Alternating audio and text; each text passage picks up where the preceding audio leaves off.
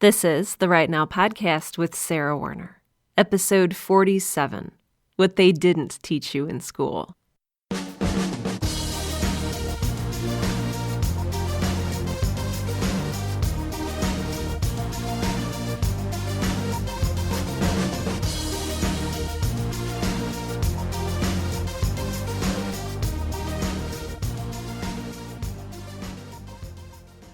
Welcome to Right Now, the podcast that helps aspiring writers and all writers to find the time, energy, and courage you need to pursue your passion and to write every day.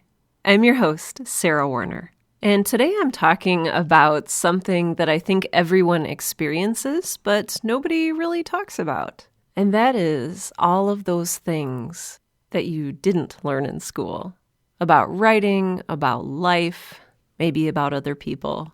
I fully realize that this might end up being a very polarizing episode, which I get, because education is something that while everybody goes through it, it still manages to be a very sensitive topic because there's a lot of politics surrounding it. There's a lot of arguing methodologies surrounding how we go about educating people.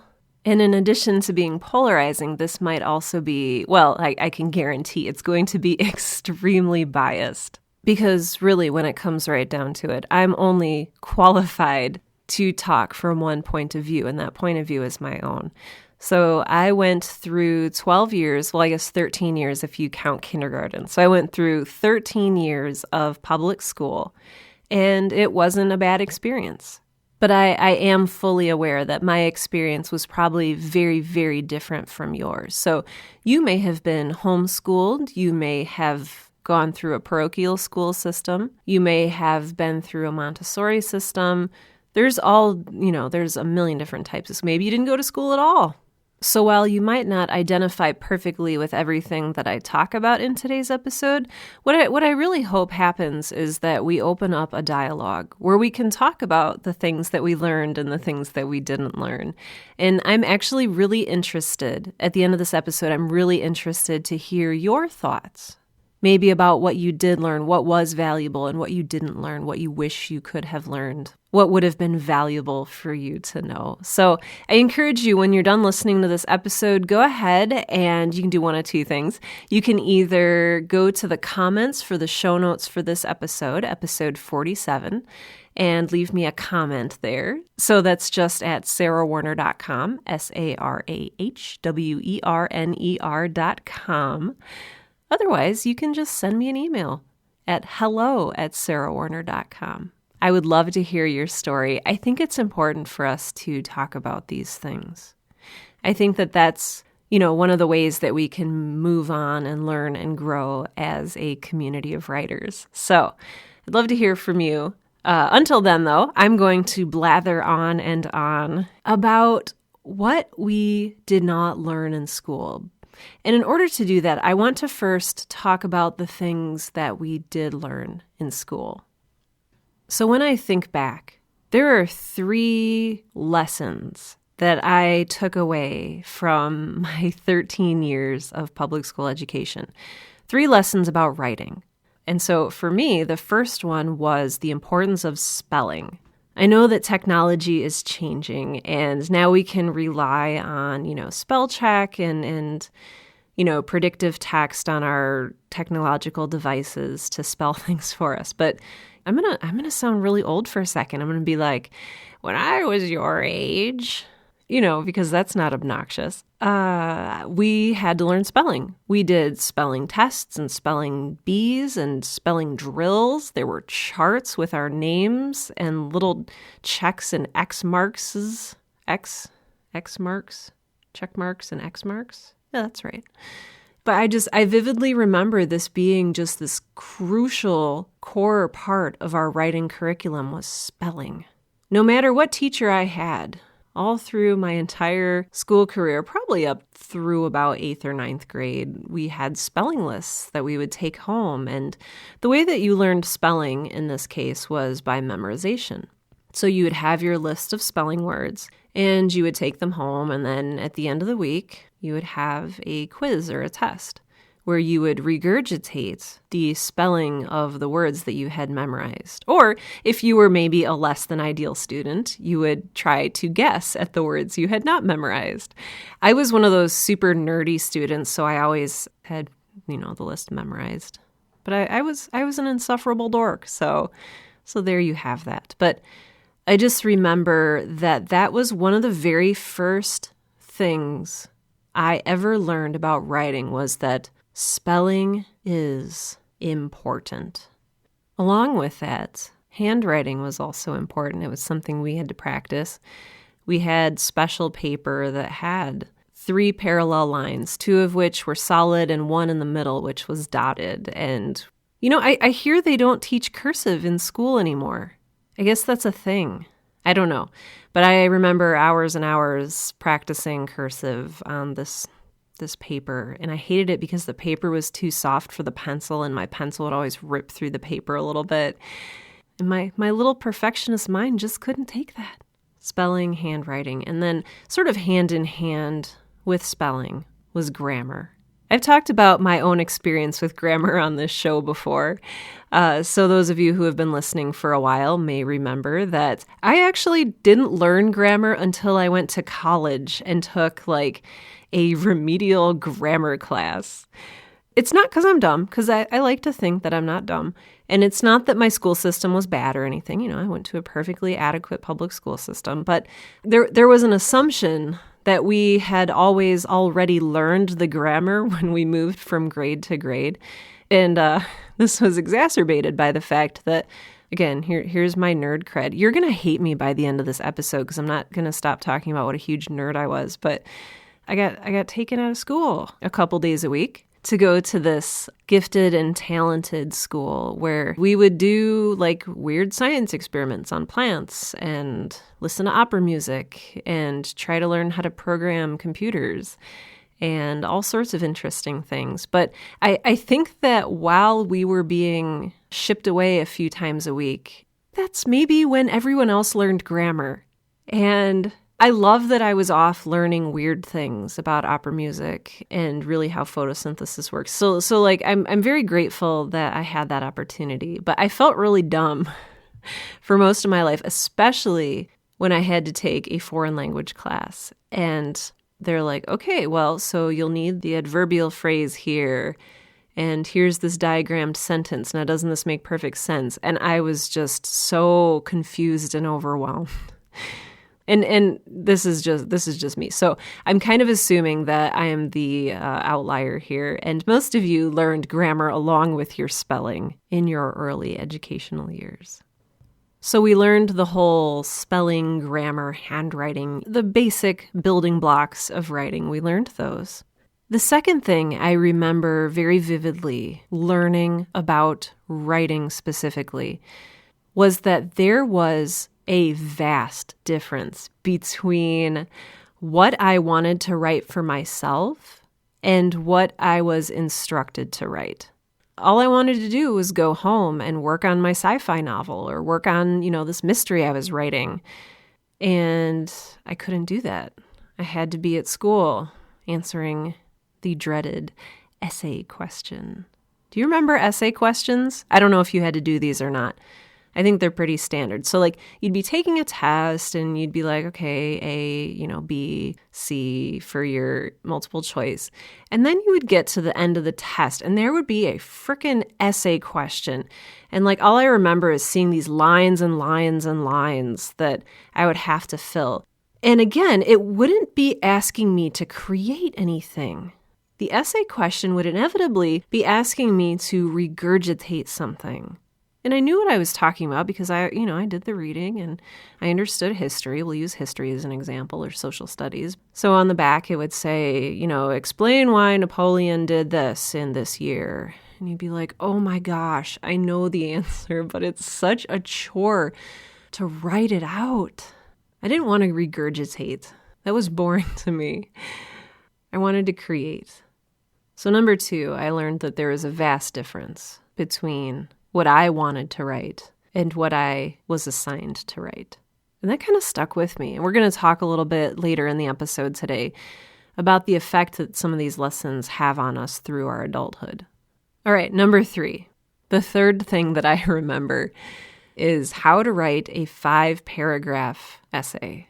Again, this is all highly biased toward my own experience, but maybe this is something you had to do too. So this was maybe high school years, but there was this 5-paragraph essay, and this was the sort of rubric that we used for all essays. So you'd read a book, and then you would come up with a thesis for your 5-paragraph essay. And in the first paragraph, you would introduce your thesis. You would then write 3 supporting paragraphs, each of which would be neatly outlined with a bullet point beforehand. And then you would write a concluding paragraph where you restated your thesis. I spent all 4 years of high school churning out 5-paragraph essays in preparation for proficiency tests. Our school had a problem with passing proficiency tests. And I don't even know if they were state mandated. I'm sure they were state mandated, but our teachers were instructed to teach to the tests. And so for 4 years, I wrote 5-paragraph essays. This isn't necessarily a bad thing. I learned how to craft a thesis. I learned how to support my thesis with 3 carefully worded paragraphs, and I learned how to wrap it all up. This served me well for college admissions essays, and it served me well in my first couple weeks of college when, you have to write smaller papers because you're just getting the ball rolling. So, it did okay. But I just really remember the 5-paragraph paper because, again, it felt like a form of regurgitation and not creation. What I'm saying here is what I remember. And what I'm not trying to say is that school should be super duper fun all the time. And poor little me, I was bored in school. Yes, I was bored in school and maybe you were too, but that's not the point. Outside of specific lessons about writing, but I think still related to our lives as adult writers, I learned a few other things. I learned that failure is to be avoided at all costs. I learned that if you get an A, people like you. But if you get an F, then bad things happen. F ostensibly stood for failure. And if you failed something, then the punishments would begin. You would be forced to be held back and repeat the grade. So not only be separated from your friends and peers, but also humiliated and stuck with, younger students, and also doing all that work all over again. It was insinuated that a failing grade meant you were, in some sense, inadequate, that you were not good, that you had not learned properly, that you were a poor student, that you would not be successful in life. We were taught to be failure averse. And along with that lesson came the lesson that if you don't think you're going to get a passing grade, if you don't think you're going to get an A or a B, then you probably shouldn't do it at all. You should probably just play it safe. Along with an aversion to failure and a failing grade was this idea that grades matter. This is something that stuck with me way past high school. This is something that stuck with me through college and for many years after college. I was probably 4 or 5 years out of college, and I was reviewing resumes for a new potential coworker. And I saw that on the resumes, each of them said 3.8 GPA at so-and-so school and 3.9 GPA at so-and-so school and 4.0 GPA at so-and-so school. And I remember thinking, I don't care what your GPA was. That matters 0% to me. What I want to know is, can I work with you? Are you capable? Are you a good communicator? Do you have a good attitude about the work that you'll be doing? Are you a good culture fit for our organization? I remember when I first realized that grades don't actually matter. I was talking with a friend who had gone through 4 years of college and had just been this total party student. And, I had been the kind of student that I did all my homework. I got straight A's. I didn't go to Cancun or anything over spring break. I worked and studied and wrote papers and read books. And we both ended up in similar positions at the same company. And I started to think, why did I push myself to a place where I hurt myself for grades that eventually did not matter? I'm not saying that you should flunk your way out of school. I'm certainly not saying that, because I value achievement. And I liked getting good grades. I liked proving in some sense that I was smart and capable. But I would pull all-nighters studying, and I would turn down time with friends and family in order to study more, to read more, to cram more data into my brain.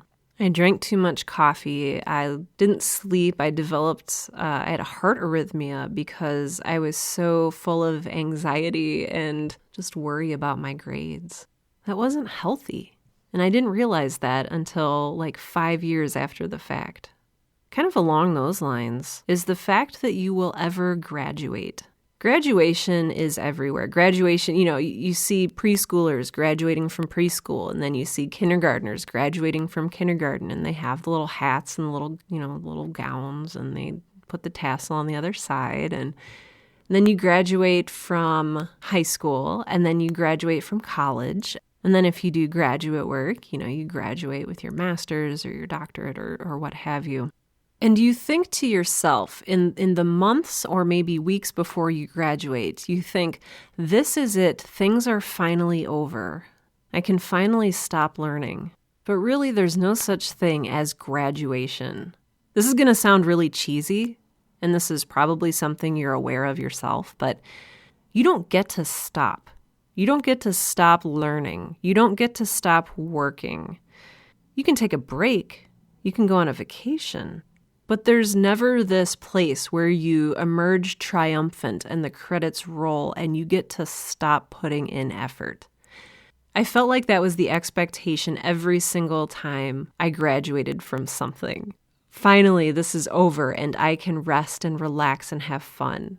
And yeah, you can do those things. You just can't do them all the time because you have to go to work, or you have to create things, or you have to learn. And along with that, I learned that is not necessarily a bad thing. All right, one more thing, and then I'm going to move on to the things that we did not learn in school. The last one I want to talk about is permission. Maybe you went to a different type of school than I did, but, kindergarten all the way up through high school, if you wanted something, you had to ask for it. And, at face value, that's perfectly reasonable. If you want to answer a question, you raise your hand. If you want to go to the bathroom, you ask for a hall pass. And then you wait until you're called on. You wait until you are given the hall pass. And again, this isn't intrinsically bad.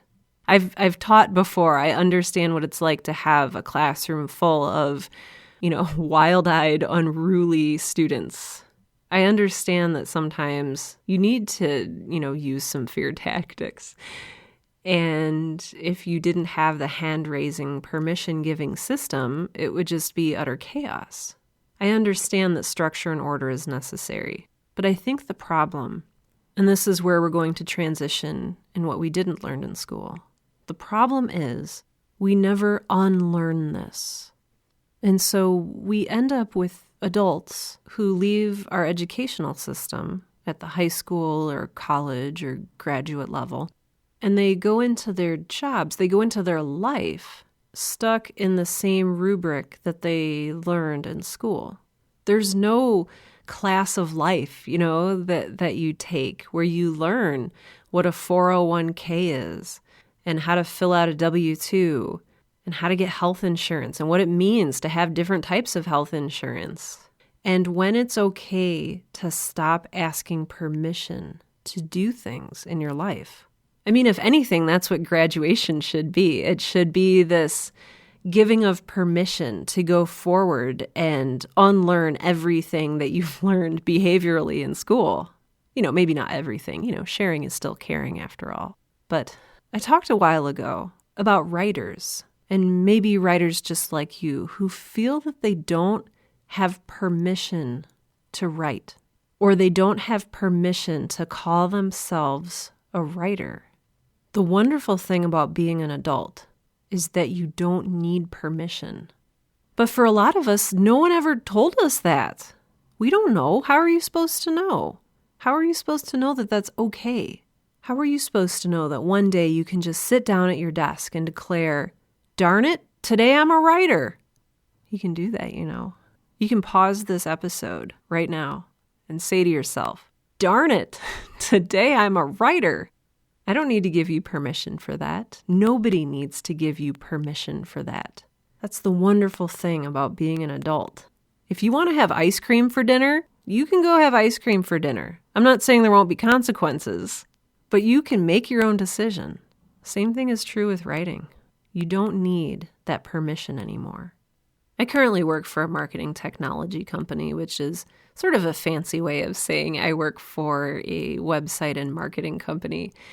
And one of the things that always astounds me is whenever we get a new college grad who comes into our workplace and essentially asks for permission to do their job. I'm not a permission-granting fairy. Their managers are not permission-granting fairies. We hired you because you're an expert. So go on. Make some mistakes. Screw up. You're not being graded. You're here to learn and do good work, and the only way to get there is to fail. And then pick yourself back up, pick out the lessons that you learned from that failure, and keep on going. Like I said, this is the transition into the things that we didn't learn in school. First and foremost is there comes a time in your life when you don't need to ask permission anymore. With this transition, I want to talk about a concept that I got from a really great video on YouTube, which I will link to in today's show notes. It's from a YouTube channel that I really love called The School of Life. And the basic premise of this video was that success in school does not necessarily lead to success in life. Basically, what jumped out at me, and this is a direct quote from the video, I want to make sure that I'm sourcing this properly. School curricula are not reverse engineered from fulfilled adult lives in the here and now. That is to say, school curricula are not designed by people who necessarily have much experience of or talent at the world beyond school. Again, this is a really great video, and I will link to it in the show notes for today's episode. School curricula are developed to help us pass state-mandated tests. They're there to teach us how to behave as children and young adults, and how to have structure and order in our lives. Again, these are not bad things, but I think what is bad is when we unthinkingly retain some of these things that we have learned in a way that inhibits the otherwise very fulfilling lives we might have. So with that in mind, let's take a look at the other things we did not learn in school. First and foremost is really what makes a fulfilling life. What does it mean to be successful? We're kind of torn from one definition of success, grades, and shoved in the direction of another idea of success, what you're paid for your job, without any real understanding of what makes us tick as people. Now again, I am speaking from my own personal experience, so I did not learn how to live a fulfilling life in school or even necessarily in college. Along those lines, if you were interested in writing in school, like I was, it's very likely that you learned a lot about the technical aspects of writing, maybe in high school, and then maybe more of the theoretical aspects of writing in college. But unless you went through a specific graduate level program, which I did not, you don't really learn how to become a writer.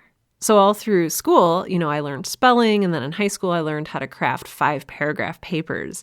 And then in college, I learned how to deconstruct classic works of literature, and I learned how to use all these big, fancy-sounding words that impressed my professors, or at least seemed to.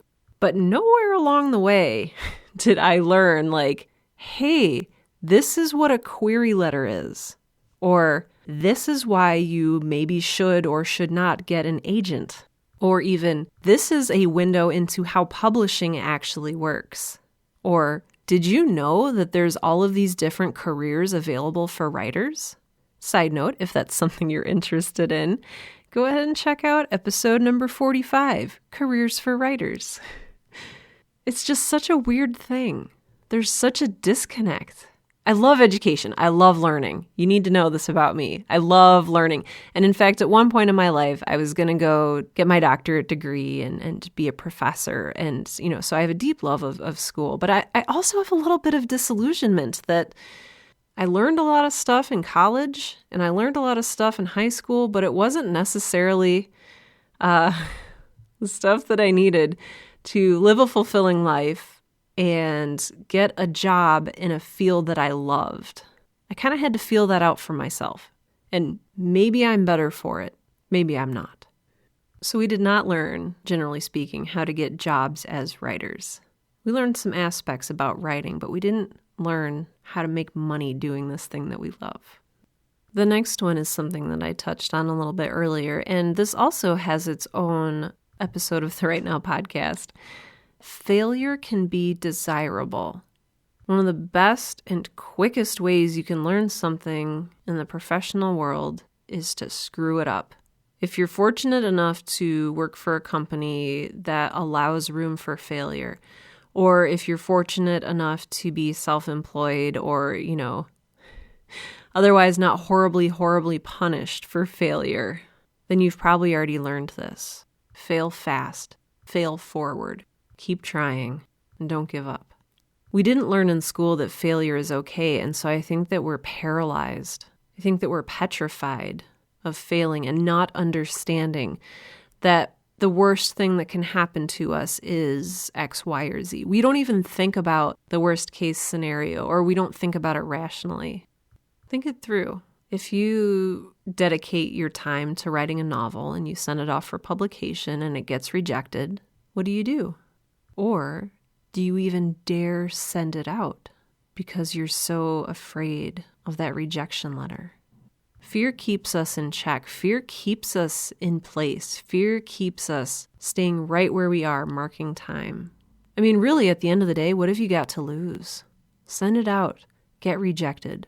Collect those rejection letters. What's the worst thing that can happen? You keep getting rejected. You start thinking, why did I put all this time into creating this novel?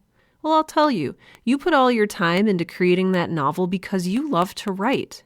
And writing that novel was a joy. I mean, yes, sure, it was probably very frustrating and a lot of hard work, but it meant something to you, which is why you did it in the first place. Don't be afraid of failure. On to one of the more technical aspects of writing. This is something that always really gets me.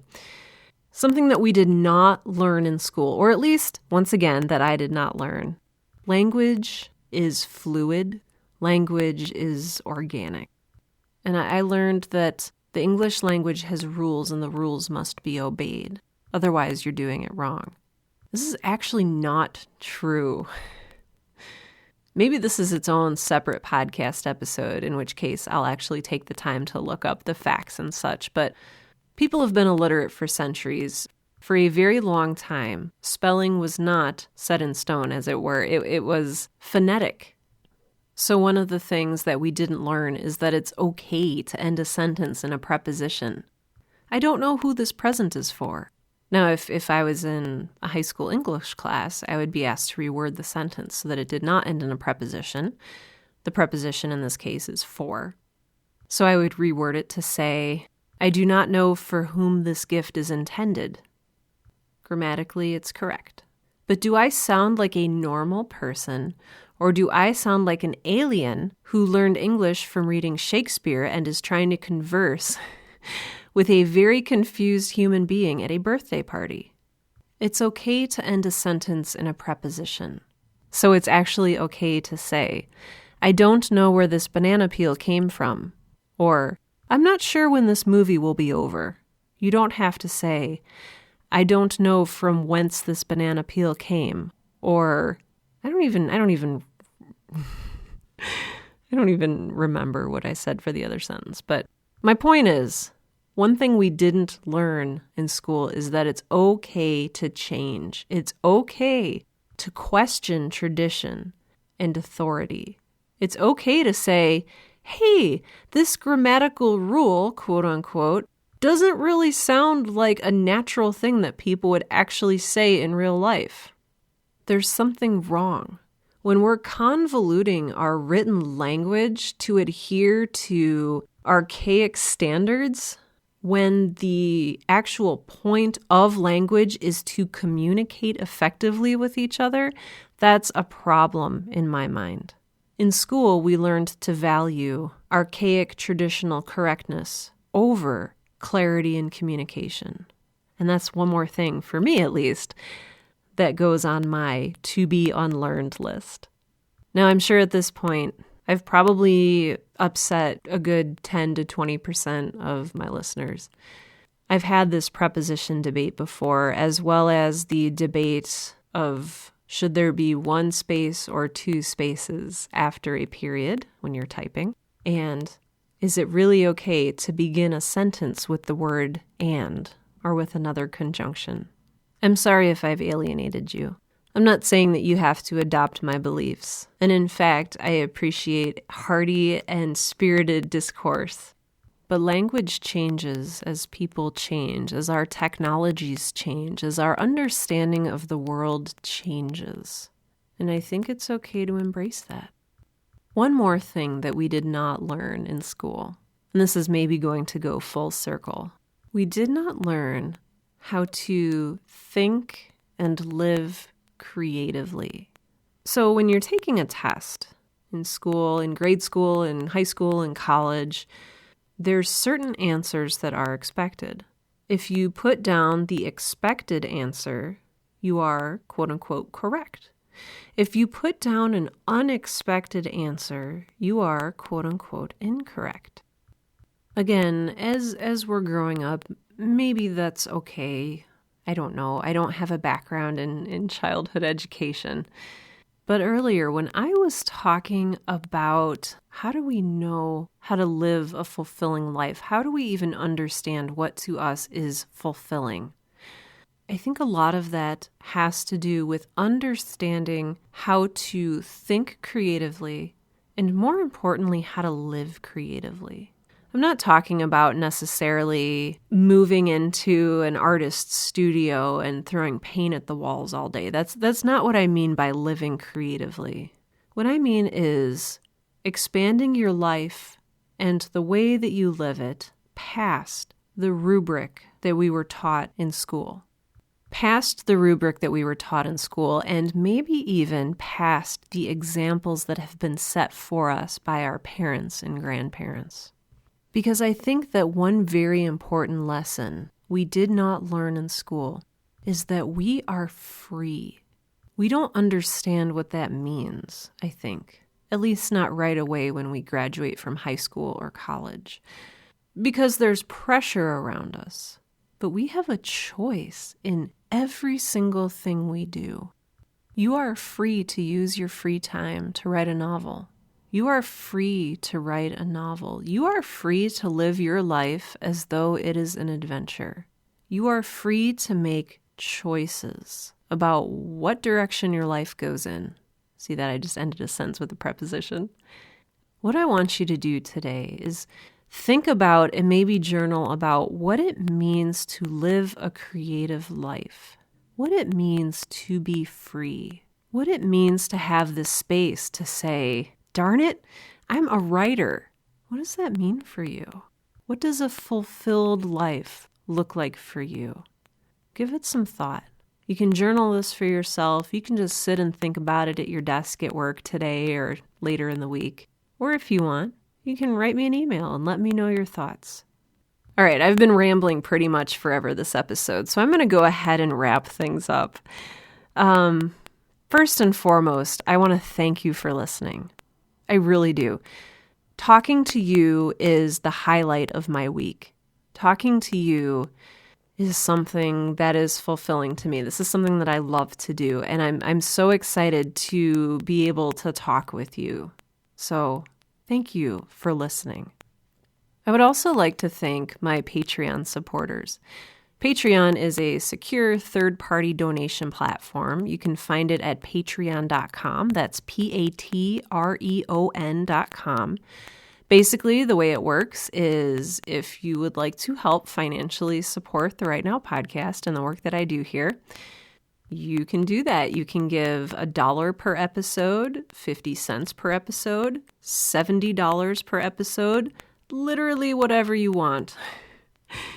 And I will be grateful for any amount. So I do have different tiers of giving, which is why you hear me say things like, hey, today I'd like to thank official caffeine enabler, blah, blah, blah, and official cool cat, this person. So like these people give at different levels. And so these are their tiers of recognition. I don't know if I've ever explained that before on this show. I don't think I have. I just say random things like, hey, thanks, rad dude. So that's what that means. If you want to see what those tiers are for yourself, once again, that's patreon.com, and you can search for the Right Now podcast or Sarah Ray Werner. You can also follow a link to my Patreon page via my website, sarahwerner.com, the show notes for this episode, or using the tip jar navigation link in the main menu. With that in mind, I would like to thank several of my Patreon supporters, notably official cool cat Sean Locke, official bookworms Matthew Paulson and Rebecca Werner, official rad dudes Andrew Coons and the Sioux Empire podcast, and official caffeine enabler Colleen Catalessa. You all do so much to keep this podcast going. I truly appreciate it. So thank you. Again, if you want to become a Patreon supporter yourself, you can do so. Just go to my website, sarahwerner.com, and find the option to support this show. If you would like to support the show, but you are super duper broke right now, I totally get it. And there are free things that you can do that can also show support for the show. Namely, tell someone about it. If you enjoy the Right Now podcast, if you find this helpful and valuable in your life, and if you know maybe of someone else who might have a creative spirit but doesn't really know how to express it, or maybe needs a little bit of guidance or inspiration or courage or time, let them know about the Right Now podcast. That would be awesome. Additionally, if you want to, you can subscribe to my email mailing list. Again, that's at sarahwerner.com. And you just put your email address into the little box at the very, very top of the website, and I will start sending you email newsletters.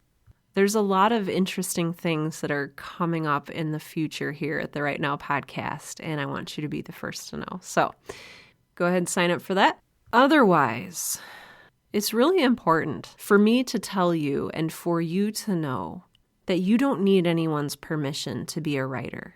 You can say that you're a writer. You are a writer. You have a story to tell. You have a book to write, and you are free to do it. I know that we all have demands on our time and demands on our intellectual capacity, but it is such a rare and beautiful thing to understand that we have the freedom to live fulfilled lives. I hope that you realize how amazing that is. So with that, this has been episode 47 of the Right Now podcast, the podcast that helps aspiring writers to find the time, energy, and courage you need to pursue your passion and to write every day. I'm Sarah Werner, and you are a writer.